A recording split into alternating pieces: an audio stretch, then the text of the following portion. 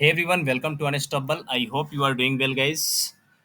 In this video हम बातचीत करेंगे यूपीएससी सीएससी का। आपका आपको पता है कि यूपीएससी सीएससी का आज से मेंस स्टार्ट हुआ है। तो इसमें हम पेपर जो आपका एसे पेपर है, एसे पेपर का एनालिसिस करेंगे और एसे पेपर कैसा आया है, कितना इजी आया है, कितना हार्ड आया है, किस लेवल का एसे पेपर आया है, क्या ह्यूमैनिटी बैकग्राउंड से आया है या साइंस कम्युनिटी से आया है या फिर आप देख सकते हैं मनोविज्ञान से आया हुआ है, किससे आया है उसके ऊपर बातचीत करेंगे। यहाँ पे देखो खंड ए और खंड बी है और आपको 1000 से लेकर के 1200 शब्दों में लिखना है और सिर्फ एक टॉपिक पे लिखना है, ठीक है ना। दो आपको क्वेश्चन लिखने हैं, दो ऐसे पेपर लिखने हैं। तो खंड एक से ए, तो यहाँ पे अब देखते हैं कि क्या है इन क्वेश्चंस में, ठीक है ना। तो यहाँ पे देखो पहला जो क्वेश्चन है वो चिंतन एक तरह का खेल है और यह तब तक प्रारंभ नहीं होता जब तक एक विरोधी पक्ष ना हो, ठीक है ना। तो यहाँ पे ये आप क्वेश्चन देखो, तो एक क्वेश्चन ये हो गया। दूसरा आपको ऐसे के लिए दिया दिया जा रहा है, दूरदर्शी निर्णय तभी लिए जाते हैं जब अंतर्ज्ञान और तर्क का परस्पर मेल हो, ठीक है ना। और तीसरा आपको ये दिया रहा है कि सभी भटकने वाले गुम गुम नहीं होते, not all who wander are lost.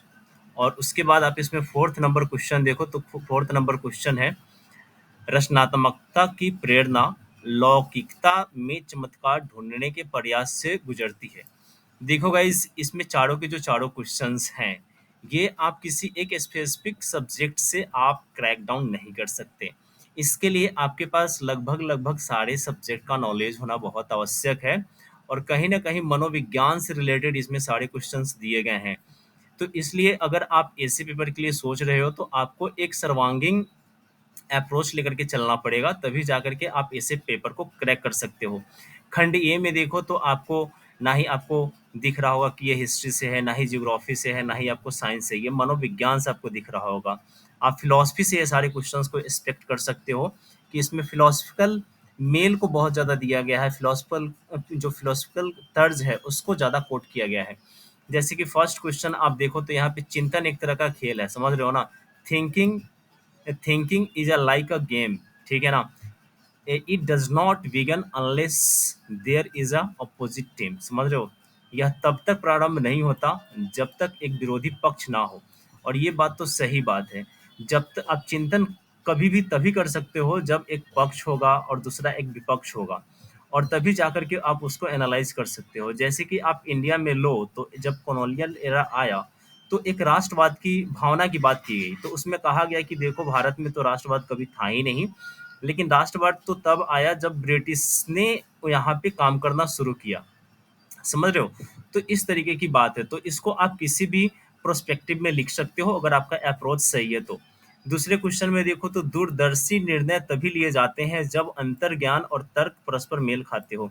बिल्कुल सही बात है कि दूरदर्शी निर्णय आप ऐसे नहीं ले सकते कि हाँ चलो मैं अगले साल आईएएस बन जाऊंगा। उसके लिए आपके अंदर तर्क ज्ञान और उसके बाद अंतः ज्ञान की भी आवश्यकता होती है, फिर विल पावर की भी आवश्यकता होती है।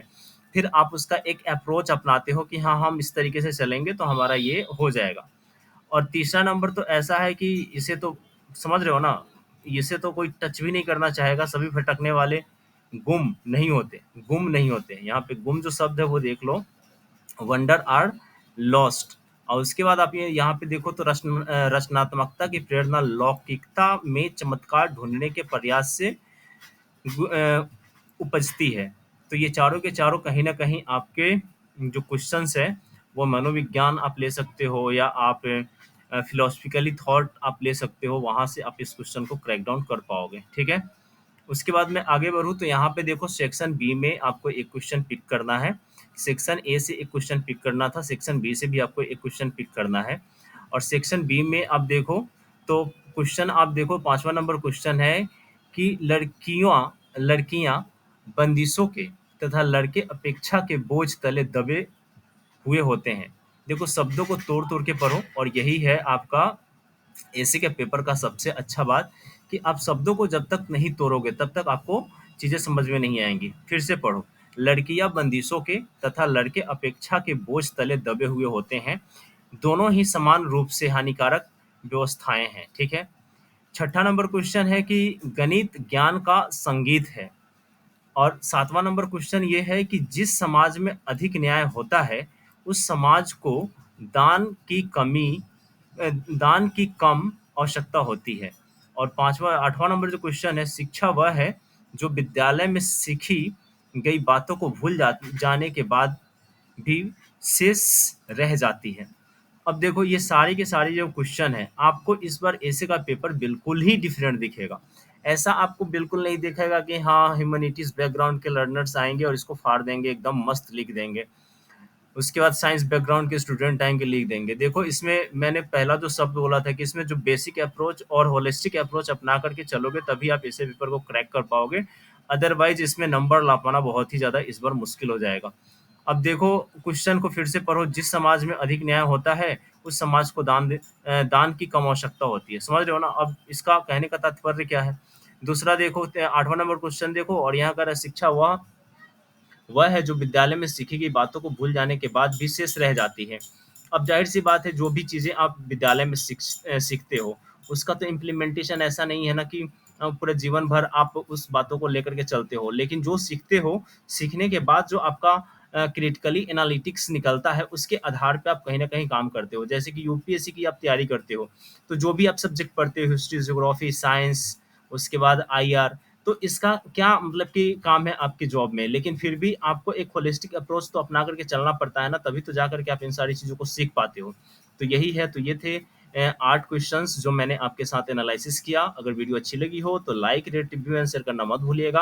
और साथ ही चैनल पे नए हैं तो चैनल को ज़रूर सब्सक्राइब कर लीजिएगा, बेल आइकन को प्रेस कर लीजिएगा, ताकि हर एनालिसिस पेपर आपके पास से पहुँच सके। ठीक है ना? तो इस वीडियो में बस इतना ही रखते हैं, मिलते हैं नेक्स्ट वीडियो में, तब तक के लिए जय हिंद।